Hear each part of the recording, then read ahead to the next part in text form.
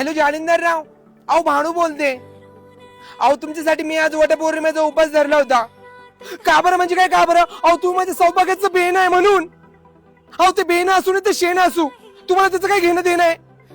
ते जाऊ दे. तुम्हाला सांगू का, आज वटपौर्णिमेचा उपास होता ना. अहो ते सगळ्या गल्लीतल्या बाया 5 रुपयाच्या दोऱ्याचे बंडल घेऊन आल्या होत्या.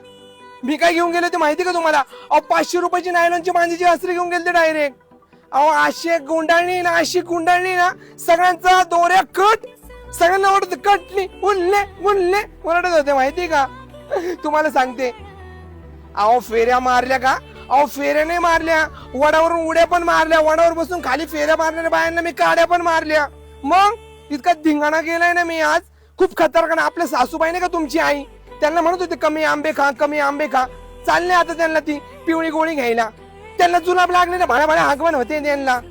हो ना, ते जाऊ द्या. त्या गल्लीतल्या बाया सगळे एकच स्टेटस टाकते, तुमच्यासारखं जोडीदार भेटायला भाग्य लागतं, भाग्य लागतं, भाग्य लागतं.